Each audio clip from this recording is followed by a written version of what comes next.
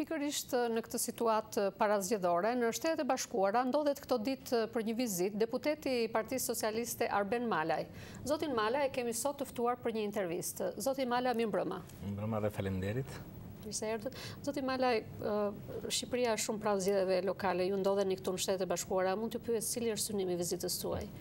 Gjatë kësaj vizite së bashku me kolegun Harasani, ne kemi pasur mundësinë të bëjmë takime në Institutin Republikan Amerikan, do të kemi takime në Institutin Demokratik, kemi takime të programuara në shtëpinë e bardhë në Departamentin e Shtetit, dhe ajo që është më kryesorja, së bashku me një koleg tjetër, do të jemi në një forum në Qendrën për Studime Strategjike dhe Ndërkombëtare për të diskutuar rreth shkaqeve të krizës aktuale, domosdoshmërisë për të dalë nga kriza, pasojat që ajo i sjell vendit si në procesin e integrimit, por edhe në sfidat ekonomike e sociale që bëhen më të mpreta, dhe disa opsione alternative, të cilat mund të diskutohen në një forum ku marrin pjesë ekspertë shumë të mirë të këtij instituti, por dhe duke që do të ketë edhe shumë të interesuar të tjerë, për të diskutuar opsionet më të mira në cilat Shqipëria e ndodhur në një krizë gati 2 vjeçare për shkak të kredibilitetit të zgjedhjeve parlamentare, rrezikohet gjithnjë më tepër që të rrisë kostot e saj në sfidat e ashme të vendit. Pikërisht duke i qëndruar këtyre çështjeve për cilat ju do të diskutoni ditën e njëjtë këtu në Washington, gjendja në Shqipëri, gjendja politike ka qenë mjaft e tensionuar që nga zgjedhjet e kaluara dhe është folur gjatë sa periudhe për një popull opozitar. Ndërkohë Shqipëria ka arritur një sër arritjesh të cilat janë vlerësuar në arenën ndërkombëtare dhe që janë arritje e gjithë popullit të saj. Si do ta shpjegonit ju këtë shprehje popull opozitar në këto kushte? Besoj që edhe që theksoi zoti Kantrimen në vizitën e fundit në Shqipëri, rezultatet e arritura nga vendi, si në sfidat që ka pas vendi pas krizës të 97, si në arritjen për të antarësuar në NATO, si në disa hapa konkrete në integrimin europian apo në sfida ekonomike e sociale, realisht janë pjesë të gjitha qeverive dhe çdo ndarje apo copëzimi kontributeve vetëm e vështirëson analizën e faktorëve të suksesit dhe aq më tepër i bën më prezent debatet e mbingarkuara partijake për shkaqet e krizës. Pikërisht ky polarizim kaq i madh i politikës apo rrezikon të polarizojë dhe popullin në Shqipëri? Dhe natyrisht që kjo e dëmton imazhin e vendit. Sigurisht në gjitha takimet, po dhe në forum, unë mbaj parasysh që ndodhem në Shtetet e Bashkuara të Amerikës, jam qytetar dhe politikan i vendit tim dhe nuk kam ardhur këtu për të sjell apo eksportuar tensionet e larta politike që ka në vendin tim, por realisht për të parë mund të dalim nga kjo krizë. U bën 2 vjet, parlamenti funksionon në mënyrë shumë jo funksionale, asnjë ligj për reformat që kërkohen, 12 kushtet e vëna nga Bashkimi Evropian për statusin e vendit kandidat janë jashtë agjendës së partive politike. Të gjithë së bashku rrezikojmë të dështojmë dhe të mbetemi në klasë për të dytë për të bërë vend kandidat i Bashkimit Evropian. Nuk bëhet fjala për diçka thjesht dhe vetëm politike, por është dhe ekonomike. Duke ngelur në klasë për të dytë, ne politikanët i kemi kryer kososhtesë vendit për të pasur më shumë akses në politikat dhe në fondet e Bashkimit Evropian që asistojnë vende ku konkurenca është rritur. Mundësia për të konkuruar e trashëguar ka qenë e vogël dhe sfidat janë të mëdha për biznesin shqiptar. Gara më e rëndësishme do të thoja është ajo për Bashkinë e Tiranës. Ka patur opinione të ndryshme lidhur me kandidimin e zotit Rama përsëri për Bashkinë e Tiranës. Cili është mendimi juaj? Unë besoj se për fat keq, edhe kjo që shikohet me shumë shqetësim, edhe nga diplomacia amerikane dhe nga jo e Bashkimit Evropian, për fat keq zgjedhjet vendore po kthehen në një garë parlamentare. Pra partitë politike duke se nuk do të jenë të interesuara se cilët komunë dhe bashki do të fitojnë, por sidomos për votën popullore për të mbrojtur pozicionet respektive.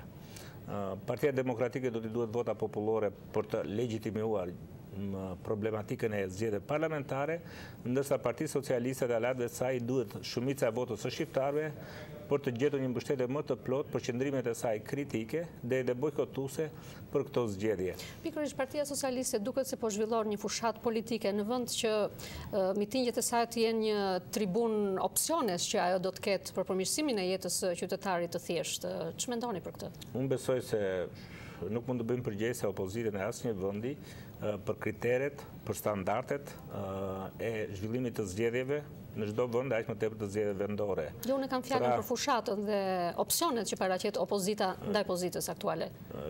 Duke shpresuar në mirëkuptimin tuaj, në qoftë se majoranca që ka të gjitha instrumentat për ta reduktuar këtë lloj ambienti të mbingarkuar politik, pra siç është theksuar dhe në raportin e OSBE për 2009, janë 3 faktorë që qeveria e keq përdori për zgjedhjet: keq përdori administratën publike, që duke se po bën të njëjtin gjë, keq përdori fondet buxhetore, duke se bën të njëjtin gjë, dhe rriti riskun e keq përdorimit të medias, i cili duhet të është një faktor shumë i rëndësishëm në garat elektorale. Kjo nuk do të thotë që unë duhet të justifikoj. Nuk është arritur një marrëveshje elektorale. Përse opozita nuk i nxori më përpara vërejtjet e saj lidhur me këto vërejtje që ju përmendët? Sigurisht që duhet të kishin dalë më përpara, por kjo nuk do të thotë që faktet konkrete që opozita paraqet, dhe do të ishte shumë mirë, dhe unë besoj që OSBE-u deri nuk do të vitë 3 ditët e fundit të zgjedhjeve, por si një nga institucionet që ka të drejtën të certifikojë zgjedhjet, duhet të asistojë rritjen e përgjegjësisë për të bërë përmirësimet e nevojshme, jo thjesht si kërkesat Partisë Socialiste apo aleatëve të saj, por si kërkesa ndaj standardeve. Nëse ka probleme në zgjedhje, ato në lista duhen përmirësuar sa më parë. Nëse do ja trashëgojmë periudhën më pasme, ato do të jenë faktorët që pas zgjedhjeve situata politike të jetë e njëjtë ose më e vështirësuar. Dhe pikërisht ky është shqetësimi më i madh, edhe në takimet që ne kemi pasur këtu. Cili do të jetë ambienti politik pas zgjedhjeve? Duket se deri tani agresiviteti politik dhe ngjarjet që kanë ndodhur, edhe në ballafaqimet midis kandidatëve, të japin pak shpresë që të kemi një ambient më të përmirësuar. Por nëse nuk arrim dot që të kemi një ambient të përmirësuar politik, fatkeqësisht duhet jemi të përgjegjshëm që në mënyrë të papërgjegjshme kemi krijuar kososhtesë vendit tonë. Zoti Rama erdhi si kryetari i Partisë Socialiste me një politikë të re. Sipas jush, çfarë të re ka sjellë ai Partisë Socialiste? Unë besoj, edhe është një debat që ne kemi bërë publik, kemi marrë dhe një lloj përgjegjshmërie publike bashkë me disa kolegë që nuk kemi nguruar dhe kemi kërkuar mirëkuptimin e antarësisë Partisë Socialiste për të kërkuar që modeli që Partia Socialiste duhet krijonte avantazhi në opinionin publik, të ishte modeli thellimit modernizimit të Partisë Socialiste. Pra një parti e hapur, një parti në cilën bëhet karrierë në bazë të meritokracisë, një parti që orientohet nga avantazhet dhe jo thjesht nga dështimet e qeverisë. Sigurisht që modernizimi i forcave politike është një proces jo i shkurtër dhe aq më tepër nuk është një akt individual apo i menjëhershëm. A do të pranojë Partia Socialiste rezultatet e këtyre zgjedhjeve? Deri tani shohim që Partia Socialiste publikisht dhe në mënyrë të përgjithshme ka paraqitur shqetësimet e saj për disa elementë thelbësor të logjistikës elektorale edhe vendore.